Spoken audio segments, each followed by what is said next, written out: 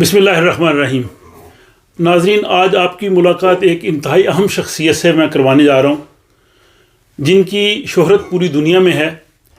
وہ world psychiatrist ایسوسی ایشن کے پریزیڈنٹ ہیں، جس میں 40,000 سے زیادہ دنیا کے ڈاکٹرز ہیں، اور دنیا کی تمام بڑی بڑی میڈیکل یونیورسٹیز اور میڈیکل کالجز میں وہ لیکچرز دیتے ہیں. 8 سے زیادہ وہ میڈیکل کی کتابوں کے وہ مصنف ہیں، اور 150 سے زیادہ 150 سے زیادہ ریسرچ پیپرز ان کے عالمی جو شہرت یافتہ میڈیکل جرنلز ہیں ان میں جو ہے وہ شائع ہو چکے ہیں. اس کے علاوہ ان کی خدمات کے اعتراف کے طور پہ صدر پاکستان نے انہیں 17 امتیاز جو ہے وہ دینے کا بھی اعلان کیا ہے، اور وہ اخوت فاؤنڈیشن پاکستان کے صدر جناب ڈاکٹر امجد صاحب کے جو ہے وہ بڑے بھائی ہیں. اور یہ میری خوش نصیبی ہے کہ آج ان سے وہ میری ملاقات ہو رہی ہے یہاں اسٹاک ہوم میں. تو ان سے ہم بہت سے اہم سوالات کریں گے جو ذہنی صحت کے بارے میں، نفسیاتی مسائل کے حوالے میں، سماجی مسائل کے حوالے میں. اور میں سمجھتا ہوں کہ آج ان کے ساتھ جو ہونے والی گفتگو ہے وہ تمام لوگوں کے لیے جو ہے وہ بہت ہی معلوماتی ہوگی، اور یقیناً آپ اس چیز کو سراہیں گے. تو آئیے میں آپ کی ملاقات کرواتا ہوں جناب پروفیسر ڈاکٹر افضل جاوید صاحب سے. السلام علیکم ڈاکٹر صاحب. السلام علیکم جناب. ڈاکٹر صاحب، سب سے پہلے تو بہت شکریہ کہ آپ تشریف لائے یہاں سویڈن.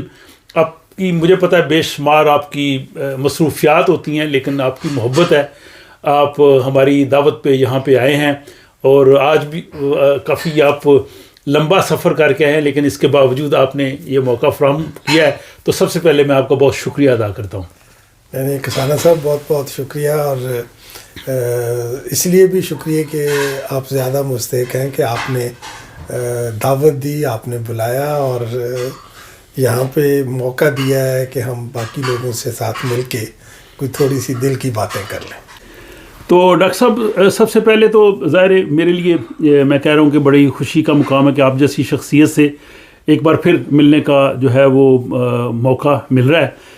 اگر ہم آپ کی جو زبردست شخصیت ہے اور جس طرح سے آپ کی خدمات ہیں، اگر ان کا جائزہ لیں، اور ساتھ ہی تھوڑا سا پس منظر بھی میں اپنے ناظرین کو بتاتا چلوں کہ آپ کے ماموں ڈاکٹر رشید چودھری صاحب، جو پاکستان میں سمجھتا ہوں کہ سائیکیٹری اور ذہنی صحت کے حوالے سے وہ پائنیئر تھے. انہوں نے لاہور کا جو فاؤنٹین ہاؤس ہے اس کی انہوں نے بنیاد رکھی، جس میں وہ لوگ جن کو ان کے گھر والے شاید قبول نہیں کرتے، اور معاشرے کے ٹھکرائے ہوئے لوگ، ان کی وہاں پہ جو ہے وہ علاج ہوتا ہے، ان کی بحالی ہوتی ہے. پھر اس کے ساتھ ہی جناب ڈاکٹر امجد صاحب جو کہ اخوت فاؤنڈیشن کے چیئرمین ہیں، تو امجد ثاقب صاحب کی جو خدمات ہیں وہ تو پوری دنیا جانتی ہے. اور پھر آپ مطلب ان کے بڑے بھائی ہیں، اور آپ بھی جو ہے وہ فاؤنٹین ہاؤس سے بھی منسلک ہیں. برطانیہ اور پاکستان میں جو ہے وہ آپ کنسلٹنٹ ہیں سائیکیٹرسٹ کے حوالے سے.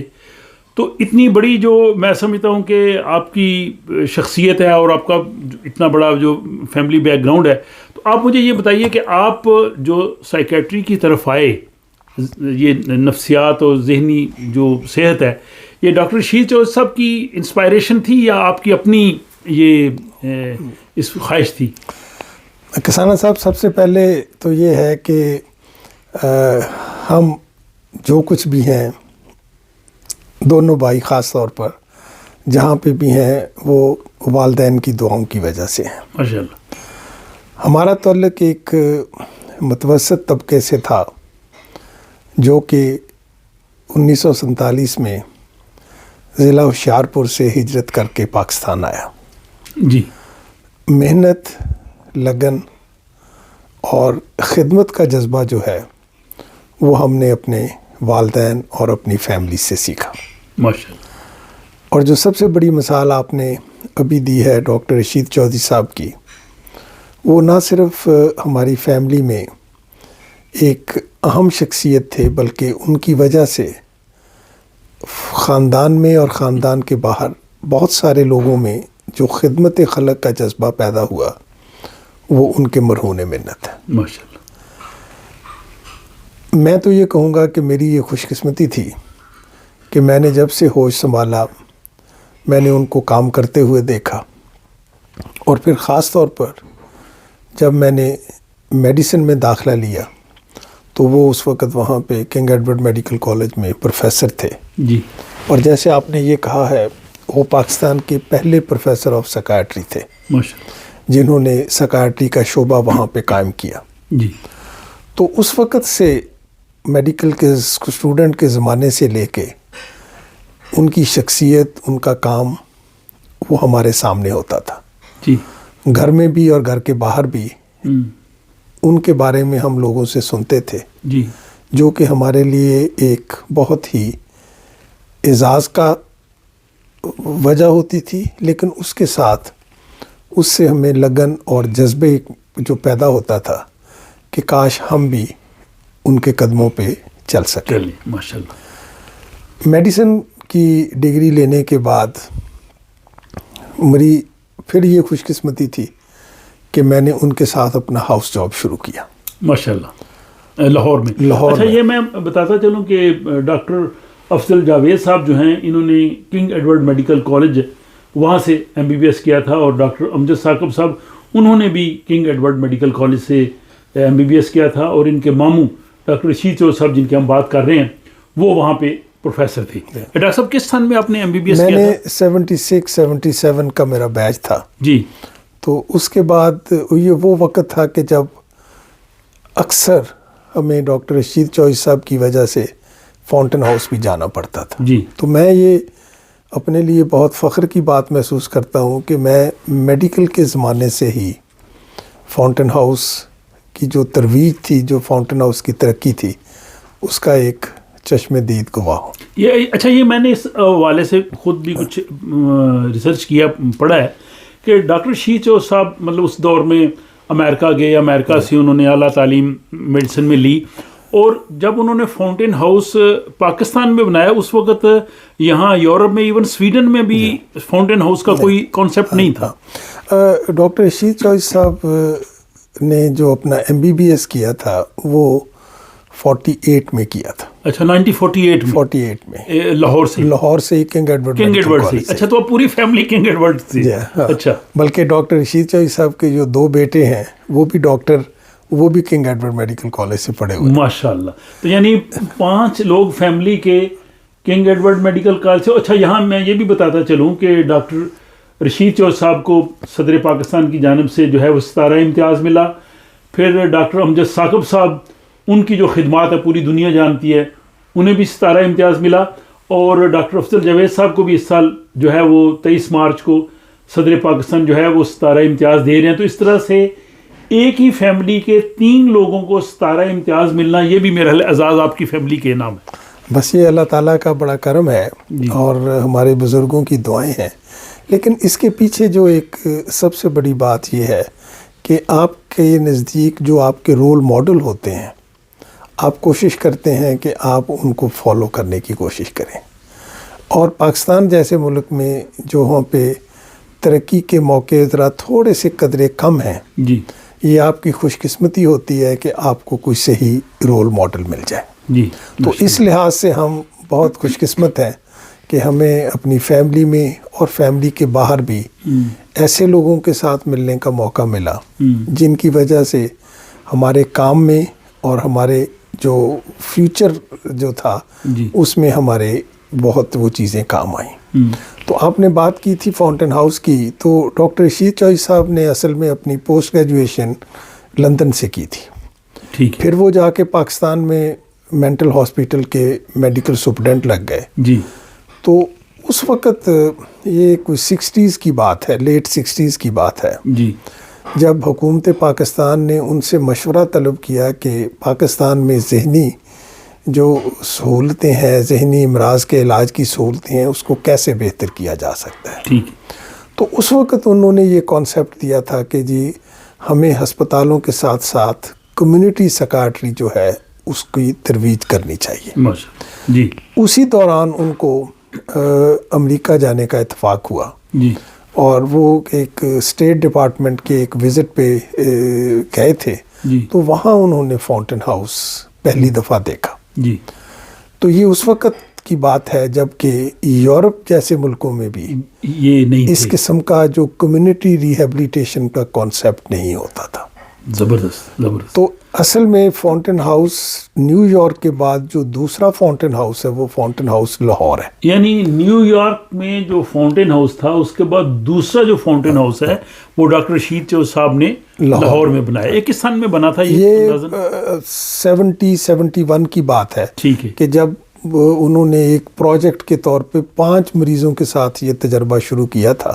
اور اس وقت 3 ہمارے فاؤنٹین ہاؤسز ہیں، لاہور، سرگودا، شیخوپورہ، فیصل آباد اور ملتان میں بھی اب ہم نئے فاؤنٹین ہاؤس بنانے کی تیاری کر رہے ہیں. یعنی ایک فاؤنٹین ہاؤس تھا، 3 اس وقت ہیں اور 2 اور بن رہے ہیں. اور یہ سارے ماشاءاللہ آپ اور ڈاکٹر امجد ثاقب صاحب جو ہیں وہی اس سارے پروجیکٹ کو لیڈ کر رہے ہیں. میں تو یہ کہوں گا کہ اس پروجیکٹ کو پاکستانی قوم لیڈ کر رہی ہے ماشاءاللہ، کیونکہ یہ لوگوں کی محنت، توجہ اور محبت کا صلہ ہے کہ آج ان کے ذہن میں ایسے مریضوں کے بارے میں بھی سوچ آ گئی ہے جن کو بعض اوقات ان کے اپنے گھر والے بھی نہیں دیکھتے. تو فاؤنٹین ہاؤس کی جیسے آپ نے ابھی بات کی ہے، اسکینڈینیوین کنٹریز میں بعد میں فاؤنٹین ہاؤسز اب اس وقت سب سے زیادہ ہیں. اچھا، ابھی اس وقت سب سے زیادہ ہیں. اور بہت سارے فاؤنٹین ہاؤسز اسکینڈینیوین کنٹریز کے مختلف شہروں میں ہیں. پھر یورپ میں اب اس کے کافی زیادہ فاؤنٹین ہاؤس کے نام کے جو ہیں وہ آ گئے ہیں. اسی طریقے سے ایشیا میں بھی کچھ ملک ہیں، آسٹریلیا ہے، سنگاپور ہے، ہانگ کانگ ہے، وہاں بھی یہ اسی قسم کے جو ریہیبلیٹیشن سینٹرز ہیں وہ کھل گئے ہیں. اچھا ڈاکٹر صاحب، جیسے میں کہہ رہا تھا کہ دنیا کی تقریباً تمام لیڈنگ میڈیکل یونیورسٹیز اور میڈیکل کالجز جو ہیں وہاں پہ جاتے ہیں لیکچرز دینے کے لیے، اور سویڈن میں بھی آپ تقریباً یہاں کی تمام جو فیمس میڈیکل یونیورسٹیز ہیں وہاں پہ آپ اکثر لیکچرز دینے کے لیے آتے ہیں. اور اسکینڈینیویا کے آپ یہاں کے جو ذہنی صحت کے حوالے سے سسٹم ہے اس کو بڑی اچھی طرح سے آپ انڈرسٹینڈ کرتے ہیں. بجی وہ جو ہمارے زیادہ اس سبھی لیکچرز کا جو مقصد ہوتا ہے وہ یہ ہوتا ہے کہ لوگوں کو یہ باور کروانا کہ جسمانی صحت کے ساتھ جو ذہنی صحت ہے وہ بھی بہت اہم ہے. یہ آج سے کوئی 70-75 سال پہلے جب ورلڈ ہیلتھ آرگنائزیشن بنی تھی تو انہوں نے بھی یہی سلوگن دیا تھا کہ no health without mental health, یعنی ذہنی صحت ضروری ہے. اچھا ڈاکٹر صاحب، عام لوگوں کے لیے ہم پوچھنا چاہیں گے کون کون سی عام بیماریاں ہیں ذہنی صحت کے حوالے سے؟ کیونکہ اکثر لوگ تو ڈپریشن کی بات ہم کرتے ہیں، انگزائٹی کی کرتے ہیں، بچوں میں آٹزم ہے، تو آپ کے خیال میں بڑی جو ذہنی صحت کے حوالے سے کون کون سی بیماری ہیں؟ سب سے زیادہ جو بیماری عام ہے وہ ڈپریشن ہے. لیکن آپ یہ سن کر حیران ہوں گے کہ جو ورلڈ ہیلتھ آرگنائزیشن اور دوسری آرگنائزیشنز کے جو سروے ہیں اس کے مطابق کم از کم 20 سے 25% لوگ ایسے ہیں پوری دنیا میں جو کسی نہ کسی ذہنی تکلیف میں مبتلا ہیں. یعنی دنیا کی 1/4 آبادی 1/4 پاپولیشن کسی نہ کسی طرح سے ذہنی صحت کا مسئلے سے دوچار ہے. رائل کالج آف سائیکیاٹرسٹ جو کہ UK کا تعلیمی ادارہ ہے، ان کا تو سلوگن یہ ہو گیا تھا کہ 1 in 4. 1 in 4 ٹھیک. تو اس کا یہ مطلب نہیں ہے کہ یہ سارے کے 20-25% لوگ جو ہیں وہ ذہنی طور پر بہت زیادہ بیمار ہیں، وہ کسی نہ کسی ذہنی مرض یا تکلیف میں مبتلا ہیں. جی آپ نے پوچھا کہ کون کون سی بیماریاں ہیں. ڈپریشن سب سے اوپر ہے، پھر انگزائٹی ہے، پھر پینک اٹیکس ہیں، پھر فیئرز ہیں، فوبیاز ہیں. اس کے بعد اسکیزوفرینیا ایک ایسی بیماری ہے جو کہ سیویئر مینٹل النس میں گنی جاتی ہے. لکیلی اس کی جو تعداد ہے وہ ذرا کم ہے جب آپ اس کو دنیا میں اس کی ایپیڈیمیولوجی کے حساب سے دیکھتے ہیں. پھر بچوں میں آپ نے آٹزم کا دیا ہے، انٹلیکچول ڈسیبلٹیز ہیں جس کو مینٹل ریٹارڈیشن کہا جاتا تھا. اس کے علاوہ اور بہت ساری نئی بیماریاں جو پچھلے 20-25 سال سے آنی شروع ہوئی ہیں. ہائپر ایکٹیویٹی وہ بھی ہے.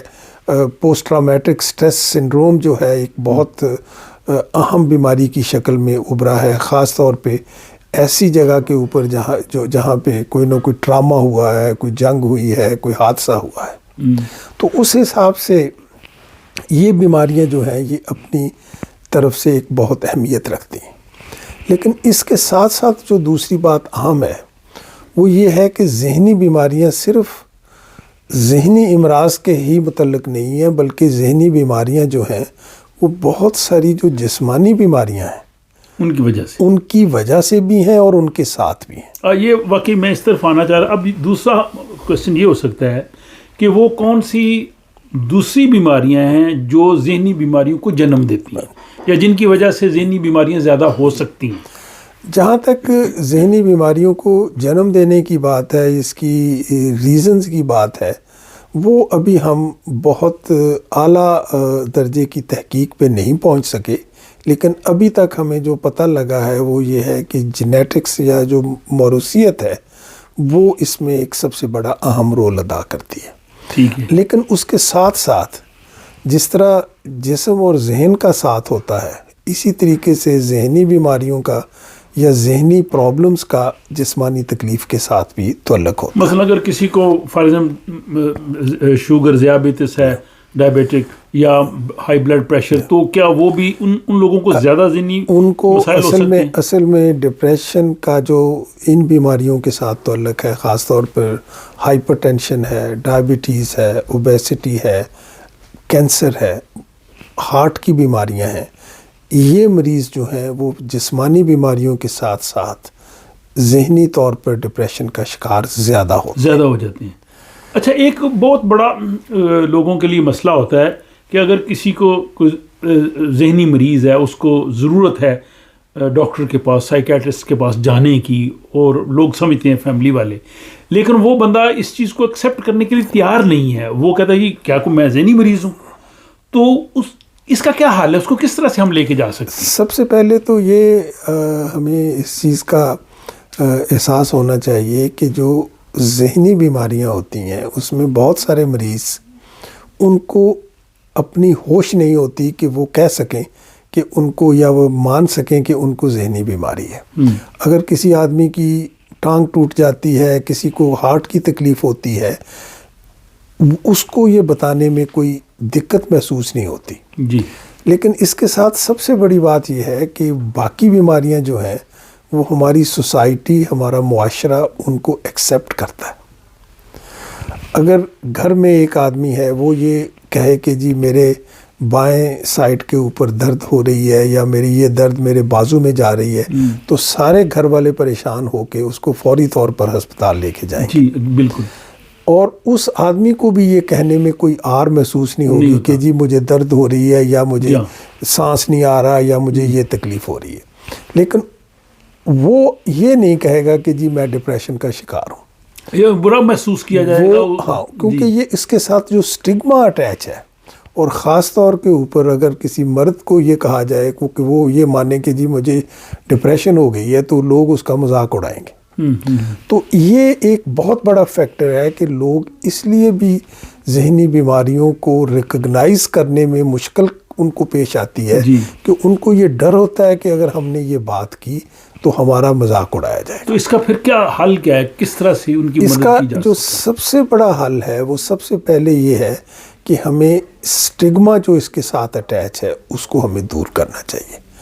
ہمیں لوگوں کو یہ بات باور کرانی چاہیے کہ ذہنی بیماریاں بھی جسمانی بیماریوں کی طرح ہیں، ان کا بھی علاج ہو سکتا ہے، اور ان کا علاج نہ صرف ممکن ہے بلکہ اس علاج سے وہ آدمی دوبارہ اپنی صحیح زندگی بسر کر سکتا ہے، نارمل ہو سکتا ہے، جو نارمل ہو سکتا ہے۔ اب ڈپریشن کی آپ نے بات کی تھی، ڈپریشن ایک ایسی بیماری ہے جس میں 100% علاج ممکن ہے، جس میں سے لوگ میجورٹی جو لوگ ہوتے ہیں جن کو ڈپریشن کی تکلیف ہوتی ہے، وہ اس وقت اتنی علاج مہیا ہے ہمارے پاس کہ وہ اس میں سے 100% اس کے ٹھیک ہونے کے چانسز ہوتے ہیں۔ اچھا، اس کی خاص علامات کون سی ہوں گی ڈپریشن کی؟ ڈپریشن کی سب سے بڑی علامت یہ ہوتی ہے کہ ہم اس کو انگریزی میں کہتے ہیں کہ جی this is an illness of losses. مثال کے طور پہ آپ کا بھوک ختم ہو جاتی ہے، آپ کا انٹرسٹ ختم ہو جاتا ہے، آپ کا لوگوں سے باتیں کرنے کو دل نہیں کرتا، کام کرنے کو دل نہیں کرتا، آپ سمجھتے ہیں کہ بس اب زندگی جو ہے وہ ختم ہو گئی ہے، اس یہاں رہنے کا کوئی فائدہ نہیں ہے. تو یہ جو لاسز ہیں, مایوسی, ہاں, وہ اس کا جو مین سینٹرل اس کا فیچر وہ ڈپریشن اور یہ ہے. اور پھر بعض اوقات یہ ڈپریشن اتنی شدید ہو جاتی ہے کہ آدمی یہ سمجھتا ہے کہ ایسی زندگی سے تو میں نہ ہی زندہ رہوں بہتر ہے. یعنی وہ شاید خودکشی کا سوچتا ہے. اصل میں ڈپریشن کی جو سب سے بڑی کمپلیکیشن ہے وہ سوئسائڈ ہے. اور سوئسائڈ کی اور بھی بہت ساری وجہ ہیں, لیکن ڈپریشن جو ہے وہ سب سے سر فہرست ہے کہ جس کی وجہ سے بہت سارے لوگ اتنے اپنے زندگی سے مایوس ہو جاتے ہیں کہ وہ سمجھتے ہیں کہ اب زندہ رہنے کا کوئی فائدہ نہیں. اور آپ نے بتایا کہ یہ 100% قابل علاج, یہ قابل علاج ہے, لیکن اس کا علاج کا جو پہلا پہلو ہے وہ اس کی ریکگنیشن ہے کہ اگر جس طرح ہم یہ سمجھتے ہیں کہ ایک آدمی کے بائیں ہاتھ میں درد ہو رہی ہے یا بائیں سائڈ کے اوپر, یا اس کو دل کی تکلیف ہے یا معدے کی تکلیف ہے, اس کو علاج کی ضرورت ہے, تو ہمیں یہ بھی احساس کرنا چاہیے کہ اگر اس کو کوئی ذہنی پریشانی ہے تو اس کا بھی علاج ہونا چاہیے. اچھا, ایک لوگوں میں عام کانسیپٹ یہ بھی ہے کہ اگر ہم یہ ذہنی جو امراض ہیں یا نفسیاتی مسائل اگر ان کی ہم نے دوائی لینا شروع کی تو یہ پھر اس پہ ہم لگ جائیں گے, پوری عمر ہمیں یہ دوائی لینی پڑے گی, ہم اس کے عادی ہو جائیں گے. کہ ایسی صورتحال ہے؟ نہیں, یہ سب بیماریوں کے لیے ایسا کہنا ناممکن ہے. ٹھیک ہے, ہم اس کی اکثر ایک مثال دیتے ہیں کہ ہاں ٹھیک ہے, بہت ساری بیماریاں ایسی ہیں, ذہنی بیماریاں ہیں جس میں آپ کو ایک لمبے عرصے کے لیے دوائی کی یا علاج کی ضرورت ہوتی ہے. لیکن آپ یہ بتائیں کہ اگر کسی کو بلڈ پریشر ہے تو کیا وہ اس کو پوری زندگی بلڈ پریشر کی ایک گولی کھانے سے آرام نہیں ملتا؟ اگر کسی کو شوگر ہے, ڈائبٹیز ہے, اور اگر ایک گولی کھانے سے اس کی ڈائبٹیز بہتر ہو جائے تو کیا اس کی زندگی میں کوالٹی نہیں آئے گی؟ تو اسی طریقے سے ذہنی بیماری بھی باقی بیماریوں کی طرح ہے, اور جیسے میں نے کہا ہے کہ یہ قابل علاج ہے. اور یہ ایک بہت بڑی ڈاکٹر صاحب نے اچھی بات کی, اور یہ میرا خیال اس چیز کو ذہن میں رکھنا چاہیے کہ اگر کسی بیماری کا ادویات سے علاج ممکن ہے تو اللہ کا شکر کریں کہ اس کا ٹریٹمنٹ موجود ہے, کیونکہ بے شمار ایسی بیماریاں ہیں جن کا کوئی ٹریٹمنٹ نہیں ہے, تو دوائی لینے سے گھبرانا نہیں چاہیے. دیکھیں, جہاں تک علاج معالجے کی بات ہے اس میں ایک بہت چیز اہم ہوتی ہے کہ جہاں اس مرض کی جو علامات ہیں آپ اس کو ٹھیک کر رہے ہیں, اس کے ساتھ ایک بہت بڑا پہلو یہ ہوتا ہے کہ آپ اس آدمی کی کوالٹی آف لائف جو ہے اس کو بہتر کر رہے ہیں. آپ اس کا موازنہ کریں کہ ایک آدمی ہے جس کو ڈائبٹیز ہے, جی, ڈائبٹیز کی وجہ سے اس کو 100 قسم کی کمپلیکیشنز ہو سکتی ہیں. تو ڈائبٹیز کے علاج کے ساتھ ساتھ اس کی جو کوالٹی ہے جو اس کی زندہ رہنے کی وہ بھی بہتر ہوتی ہے. اب اس کا مقابلہ آپ ایک ڈپریشن کے مریض سے کریں کہ جو سارا وقت گھر میں پڑا رہتا ہے, اپنے کمرے سے باہر نہیں نکلتا, مایوسی کی باتیں کرتا ہے. اگر اس کو علاج ڈپریشن کا ہو جائے اور وہ دوبارہ اپنے کام کاج میں لگ جائے تو اس سے بڑی نعمت ہمیں اور کیا ہو سکتی ہے. اچھا, اگر کسی فیملی میں کوئی بھی اس طرح کے کسی مسئلے سے دوچار ہو, ڈپریشن ہو یا کوئی اور نفسیاتی عارضہ ہو, تو اس کے جو گھر والے ہیں ان کو کس طرح کا رویہ اختیار کرنا چاہیے, یا وہ کس طرح سے سپورٹ کر سکتے ہیں اپنے اس پیشنٹ کی؟ اس سوال کا جواب دینے سے پہلے وہ علاج کے بارے میں جو بات کر رہا تھا اس میں یہ مزید کہنا چاہوں گا کہ ضروری نہیں ہے کہ آپ کو نفسیاتی یا ذہنی بیماریوں کے علاج کے لیے دوائیاں ہی استعمال کرنی پڑیں. ٹھیک ہے. اور اس کا جواب, دوسرا جواب جو ہے وہ آپ کے اس سوال کے ساتھ بھی ہے کہ اگر آپ ذہنی بیماریوں میں جو مبتلا لوگ ہیں, اگر آپ کا رویہ ان کے ساتھ اچھا ہو, اگر آپ ان کو بیٹھ کر سن سکیں, اگر آپ بیٹھ کر ان سے بات کر سکیں, تو یہ بھی ایک بیماری کا حل ہے. اور یہ چیز جو ہے وہ ہم کوشش کرتے ہیں کہ مریضوں کے جو لواحقین ہیں ان کو یہ بتائیں کہ یہ لوگ جو ہیں یہ بعض اوقات بات کرنے سے ان کے دل کا بوجھ ہلکا ہو جاتا ہے. اچھا ڈاکٹر صاحب, یہ جو ڈپریشن ہے یہ کیا صرف مطلب بڑی عمر کے لوگوں میں ہے یا بچوں میں بھی اور نوجوانوں میں بھی ہے, اور اس کے بعد جو میل فیمیل جو ڈفرینس ہے کیا یہ عورتوں میں زیادہ ہے یا مردوں میں زیادہ ہے؟ اس حوالے سے کچھ ذہنی بیماریاں کسی عمر میں کسی جنس میں یہ موجود ہے. ٹھیک ہے. آپ کو یہ سن کر حیرانی ہوگی کہ جو موجودہ ریسرچ ہے اس کے مطابق 75% تک جو ذہنی بیماریاں ہیں وہ 25 سال کی عمر سے پہلے شروع ہوتی ہیں. 25 سال کی عمر سے پہلے 75% بیماریاں شروع ہوتی ہیں. اچھا. 16 یا 17 سال کی عمر سے پہلے 50% ذہنی بیماریاں شروع ہوتی ہیں. تو بچوں میں بیماریاں بھی ہوتی ہیں، بڑوں میں بھی ہوتی ہیں، صرف اس کی پریزنٹیشن مختلف ہو جاتی ہے. مثال کے طور پہ کئی بچے جو ڈپریشن کا شکار ہوتے ہیں وہ یہ تو نہیں کہیں گے کہ وہ زندگی سے مایوس ہیں، ان کا بیہیویئر اس قسم کا ہو جائے گا کہ جس کی وجہ سے وہ ایڈجسٹ نہیں کر پائیں گے اپنے روزمرہ کے کام میں. تو یہ بیماریاں سب کو ہو سکتی ہیں، لیکن مختلف بیماریاں مختلف ایجز پہ کبھی زیادہ ہوتی ہیں، کبھی کم ہوتی ہیں. اب مثال کے طور پہ اسکیزوفرینیا ایک بڑی بیماری ہے. عام طور پہ دیکھا گیا ہے کہ وہ 18-19 سال سے لے کے 30 سال کی عمر تک وہ زیادہ ہوتی ہے. ڈپریشن جو ہے وہ زیادہ ہو سکتی ہے 25 سال 30 سال کے بعد. جہاں تک مرد اور عورتوں کا ہے اس میں فرق یہ ہو جاتا ہے کہ کچھ ایج کے بعد ڈپریشن مردوں میں زیادہ ہو سکتی ہے، کچھ میں عورتوں میں زیادہ ہو سکتی ہے.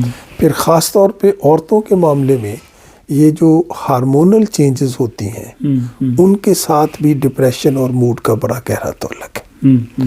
تو پہلی بات تو یہ ہے کہ کوئی ایج جو ہے وہ اس میں معنی نہیں ہے. صرف اس کی جو علامات ہیں یا اس کے شروع ہونے کا وقت ہے وہ مختلف ایجز کے اوپر مختلف قسم سے ہوتا ہے.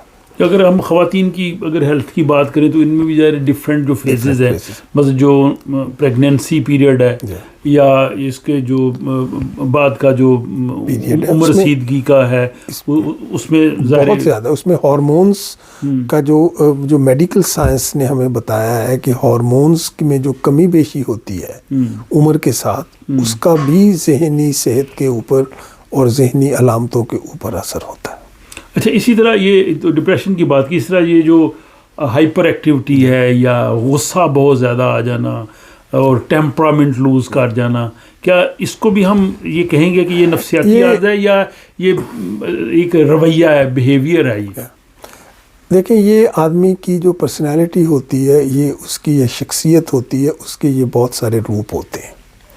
ہم اپنی زبان میں کہتے ہیں کہ جی پرسنالٹی ٹریٹس کیا ہیں. اب کچھ لوگ ہوتے ہیں جو کہ جلدی انگزائٹی میں آ جاتے ہیں، جلدی خوف میں مبتلا ہو جاتے ہیں، جلدی پریشان ہو جاتے ہیں، ہر کام کو وہ فوری طور پہ کرنا چاہتے ہیں. اب اس کا مطلب یہ نہیں ہے کہ وہ ذہنی طور پہ بیمار ہیں. اچھا، یہ ان کی شخصیت کا ایک حصہ ہے اور بعض اوقات یہ شخصیت کی چیزیں جو ہوتی ہیں وہ اس کے لیے بڑی فائدہ مند ہوتی ہیں.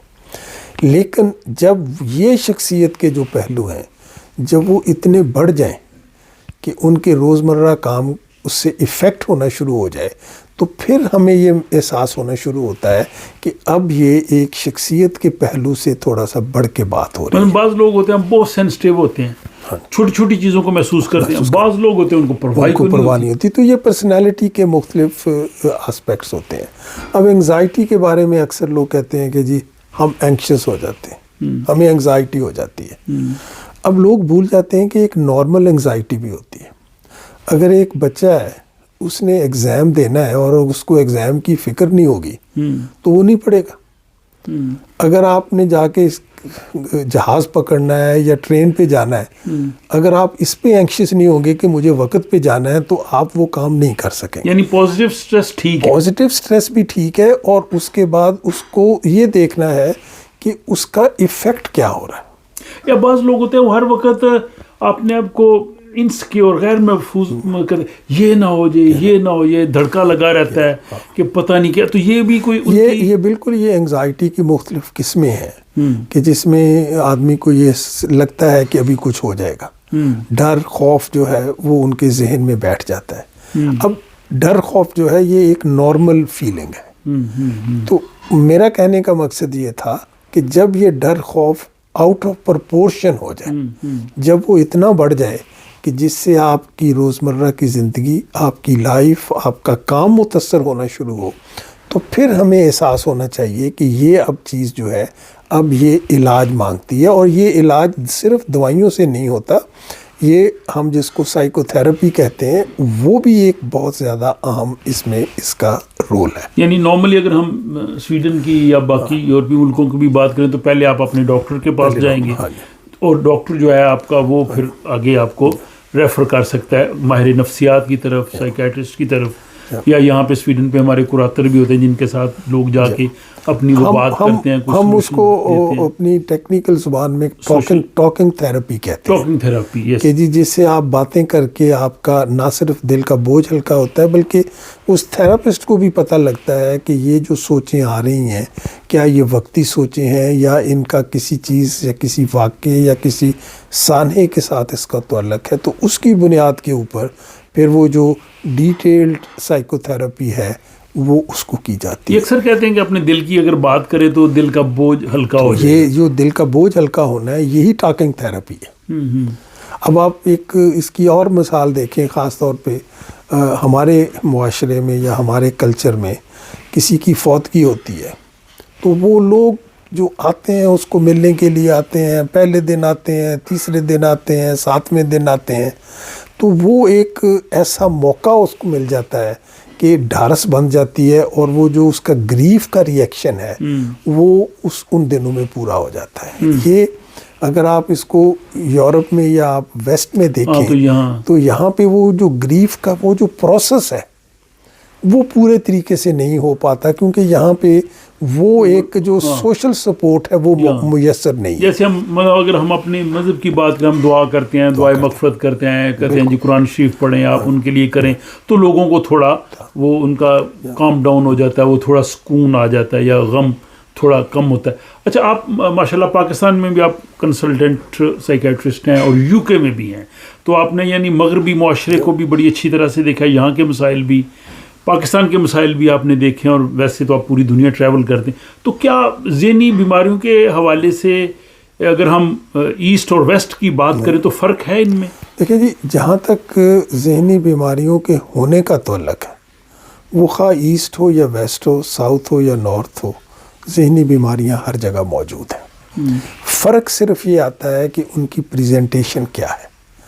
فرق یہ آتا ہے کہ وہ مریض جو ہے وہ کتنا اپنے آپ کو سیکیور محسوس کرتا ہے کسی کو بتاتے ہوئے کہ جی مجھے یہ ذہنی مرض ہے یا مجھے یہ ذہنی لاحقہ ہے. تو یہ ہمارے کلچر میں اور اس ویسٹرن کلچر میں یہ سب سے بڑا فرق ہے کہ ہم وہاں پہ یہ بات کرنے سے کتراتے ہیں. ہم بتاتے نہیں کسی کو کہ جی میرے اوپر یہ بوجھ ہے یا میں اس بوجھ کی وجہ سے میں مایوسی محسوس کر رہا ہوں. ویسٹ میں یہاں پہ لوگ اوپن ہیں، وہ آ کر آپ کو بتا دیتے ہیں.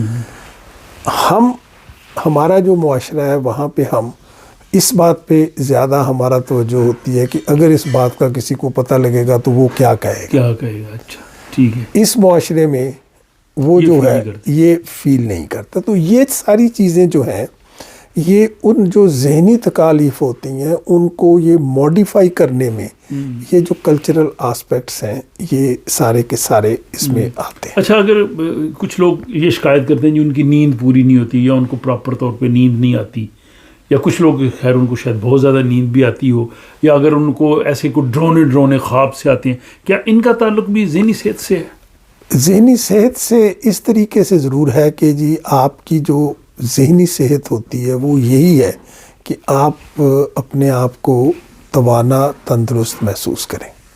اب آپ نے نیند کی بات کی ہے، ایک چیز جو بہت ہی اہم ہے وہ یہ ہے کہ ہر عمر میں نیند کی جو ریکوائرمنٹ ہوتی ہے وہ مختلف ہوتی ہے. آپ دیکھیں جب بچہ پیدا ہوتا ہے، چھوٹا ہوتا ہے، تو وہ دن میں 24 گھنٹوں میں سے 20 گھنٹے بھی، 10 گھنٹے بھی، 16 گھنٹے بھی سوتا ہے. جو آپ بڑے ہوتے جاتے ہیں آپ کی وہ جو نیند ہے وہ کم ہو جاتی ہے. ہم اس کو یہ کہتے ہیں کہ ایک سبجیکٹو فیلنگ ہوتی ہے نیند کی کہ جی میں اگر 10 گھنٹے تک نہیں سویا تو میری نیند پوری نہیں ہوئی. حالانکہ اس وقت ہو سکتا ہے کہ آپ کو صرف 4 گھنٹے کی نیند کی ضرورت ہو. تو ایک تو یہ بات ہے کہ ہماری وہ جو فیلنگ ہے وہ بہت اہم ہوتی ہے. یہ مجھے یاد ہے آپ سے پہلے ایک دفعہ بات ہوئی تھی اور آپ نے بڑے اچھے طریقے سے ایکسپلین کیا تھا اور تب سے مجھے پرسنلی بہت فائدہ ہوا. تو ایک تو یہ بات ہمیں سمجھنی چاہیے کہ آپ کو اللہ تعالیٰ نے ہمارا دماغ ہمارا جسم ایسا بنایا ہے کہ اس کو جتنے آرام کی ضرورت ہے وہ اس کو مل جائے گا. لیکن جب ہم اس کی فکر کرنا شروع کرتے ہیں تو پھر وہ جو اس کی جو نیچرل ہماری نیند ہے یا وہ ہے وہ کم ہونی شروع ہو جاتی ہے. دوسری اس کے ساتھ یہ ہے کہ ہم اکثر نیند کی کمی کے لیے نیند کی گولیاں استعمال کرنا شروع کرتے ہیں. میری آپ لوگوں سے یہ درخواست ہوگی کہ آپ نیند کی گولی بغیر ڈاکٹر کے مشورے کے نہ لیں، کیونکہ بہت ساری نیند کی گولیاں ایسی ہیں جو آپ کو وقتی طور پہ تو فائدہ دیں گی لیکن ان کی عادت بننے کا خطرہ ہے. عادت بننے کے علاوہ جو ان کا ایک سب سے بڑا نقصان ہے وہ یہ ہے کہ یہ آپ کی نیچرل سلیپ جو ہے اس کو سپریس کرتی ہیں. تو جب بھی آپ اس کو چھوڑیں گے آپ کی وہ جو قدرتی سلیپ ہے وہ دوبارہ واپس آتے ہوئے ٹائم لے گی. اور آپ نے ایک بہت اچھا یہ بتایا تھا کہ اگر پاسبل ہو دن میں اگر آپ 10-15 منٹ آرام کر لیں، ویسے بھی سنت بھی ہے تو کہتے ہیں کہ اس کا بھی ایک کافی بہتر افیکٹ ہوتا ہے. اس کا اس آسپیکٹ سے بھی دیکھیں کہ آپ نے 8 گھنٹے بستر پہ رات کو سوئے ہیں تو صبح اٹھے ہیں آپ اتنے فریش نہیں ہیں. دوپہر کو آپ بعض کا 5 منٹ کے لیے آپ کی آنکھ لگتی ہے اور آپ اس کے بعد اٹھتے ہیں تو آپ اپنے آپ کو بہت فریش محسوس کرتے ہیں. یہ سائنسی طور پہ اب یہ واضح ہو گیا ہے کہ یہ ایکچولی سلیپ کی قسمیں ہوتی ہیں جو آپ کو چاہیے ہوتی ہیں. تو وہ 5 منٹ ہو سکتا ہے وہ سلیپ کا وہ قسم ہو جو آپ کے جسم کے لیے بہت ضروری ہے، آپ نے وہ لی ہے اور آپ فریش ہو گئے. یہ بالکل میں پرسنلی آپ سے اس چیز پہ جو ہے نا وہ ایگری کر سکتا ہوں کہ واقعی آپ نے یہ درست فرمایا. اچھا، اس میں ذہنی صحت کے حوالے سے اور یہ جو ہم ساری یہ گفتگو کر رہے ہیں، اگر آپ آج کا جو ماڈرن دور ہے اس میں بڑی چیزیں آ گئی ہیں، میڈیا بھی آ گیا ہے، ہمارے سونے کے ٹائم بھی مختلف ہو گئے ہیں، باقی ایکٹیو ذہنی ہم پروگرامز بھی دیکھتے ہیں. تو آپ کیا سمجھتے ہیں، لوگوں کو کیا ایڈوائز کرنا چاہیں گے کہ وہ ان چیزوں سے بچنے کے لیے اپنا لائف سٹائل کیسا رکھیں؟ وہ سب سے بڑی بات جو ہے، دیکھیں یہ جو نئی چیزیں ہمیں آئی ہیں یہ ہمارے لیے بہت فائدہ مند ہیں، لیکن اوبویسلی ان کے کچھ نقصانات بھی ہیں. جو سب سے بڑا نقصان ذہنی اور نفسیاتی حوالے سے ہے وہ میرے خیال میں جو ہماری سوشل انٹریکشن ہے وہ کم ہو گئی ہے. آپ گھر کے 4 لوگ بیٹھے ہوں گے، چاروں کے چارے اپنے موبائل فون پہ ہوں گے، آپس میں وہ پوری دنیا سے رابطہ آپس میں نہیں ہے. تو ہمارے ایک سائیکائٹری کے استاد ہیں وہ اکثر کہا کرتے ہیں کہ یہ نئے جو جدید زمانہ آیا ہے اس نے ہمیں اپنوں سے بہت دور کر دیا. آپ کو یہ نہیں پتا ہوگا کہ آپ کے اپارٹمنٹ میں جو ساتھ والا اپارٹمنٹ ہے وہاں پہ کون رہتا ہے. آپ کو کوئی پرابلم ہوگی تو آپ 5000 میل دور بیٹھے ہوئے کسی دوست کو فون کے اوپر بات کریں گے. آپ یہ نہیں کریں گے کہ جی وہ آپ ساتھ والا دروازہ کھٹکھٹا کے ان سے پوچھیں. تو یہ ایک جو سوشل انٹریکشن ہے ہمارا، اس نے یہ ہمارے لیے ایک بہت بڑی مشکل آ گئی ہے کہ جس میں ہم ایک دوسرے کے ساتھ اظہار نہیں کر سکتے، ہم بات نہیں کر سکتے، اور جب تک آپ بات نہیں کریں گے اس وقت تک آپ اس کا صحیح معنوں میں اپنی کسی بھی مشکل کا وہ حل نہیں کر سکے. ڈاکٹر صاحب، ایک تو جو ہماری عبادات ہیں بینگ مسلم، ان کا تو چلو ایک اللہ کا حکم ہے یا ہم ان کو بجا لاتے ہیں، وہ تو ایک اس کا اپنا ہو گیا. ذہنی صحت کے حوالے سے یا سکون کے حوالے سے یہ جو میڈیٹیشن ہے یا جو باقی مذاہب میں بھی ہر مذہب میں اپنے اپنے طریقے کے مطابق لوگ کرتے ہیں، ان کا کتنا رول ہے؟ بہت بڑا رول ہے. یوگا ہے، اب آپ یوگا کی طرف دیکھیں، میڈیٹیشن کی ہی قسم ہے، تو یہ بھی ایک قسم کا اپنے آپ کو اس میں ایسا انوالو کرنے کی بات ہے کہ آپ کو سوچنے کا موقع ملتا ہے. آپ بیٹھ کے یہ سوچتے ہیں کہ جی مجھے اب زندگی کیسے گزارنی چاہیے. یہ بہت ہی میں نے سمپلیفائڈ طریقے سے بات کی ہے, لیکن میڈیٹیشن یہی ہے, یوگا یہی ہے کہ آپ اپنی سیلف اویئرنیس جو ہے آپ کی, اس کو آپ اونچا کریں. ان کا بہت بڑا رول ہے. اور جہاں تک ہمارے کلچر کا, ایسٹرن کلچر کا ہے, تو میں تو ہمیشہ یہ کہتا ہوں کہ ہمارے پاس دو بہت بڑی انسٹیٹیوشن ہیں جو آپ کی ذہنی صحت اور سماجی صحت کے لیے ضروری ہیں. ایک آپ کی فیملی اور ایک آپ کا ریلیجن. ریلیجن جو ہے وہ آپ کو, ہم کہتے ہیں کہ that gives you a sense of direction, family gives you a sense of belonging. تو یہ دو چیزیں جو ہے نا, ڈائریکشن اور بلونگنگ, جب اس کا امتزاج ہو جائے تو اس سے آپ کی جو ذہنی صحت ہے اس میں بہت بڑا فرق آ جاتا ہے. میرا خیال ہے کہ ڈاکٹر صاحب نے آج کی جو ہماری گفتگو میں اتنے امپورٹنٹ جو ہے وہ پوائنٹس ہمیں بتائے ہیں, اور میرا خیال ہے کہ ان سب کو اگر ذہن میں رکھا جائے تو نہ صرف ہماری اپنی ذہنی صحت اچھی رہ سکتی ہے, بلکہ ہمارے جو ملنے والے ہیں, ہمارے گھر والے ہیں, ہم ان کا بھی خیال رکھ سکتے ہیں, دوست احباب کا بھی خیال رکھ سکتے ہیں. ڈاکٹر صاحب اور کوئی خاص ایسی بات؟ بس یہ ہے کہ آپ صرف اپنی ذہنی صحت کا خیال نہ کریں, اچھا, ہمیں دوسروں کی ذہنی صحت کا بھی خیال کرنا, دوسروں کی ذہنی صحت کا بھی خیال. مثال کے طور پہ ہماری وجہ سے کسی کو تکلیف نہ پہنچے, ماشاءاللہ, ہماری وجہ سے کسی کو دکھ نہ ملے. صحیح ہے. تو وہ جو ایک ایثار کا یا وہ ایک حصہ ہے, جی ہاں, وہ بھی ایک دوسرے کے ساتھ مدد کرنے کا ایک بہترین طریقہ. یہ ماشاءاللہ جو آپ نے کی, یہ تو بالکل وہ ایک حدیث مبارکہ ہے کہ وہ مسلمان نہیں ہے جس کے ہاتھ اور زبان سے دوسرے جو ہے وہ ان کو تکلیف پہنچے تو دوسروں کا خیال کریں.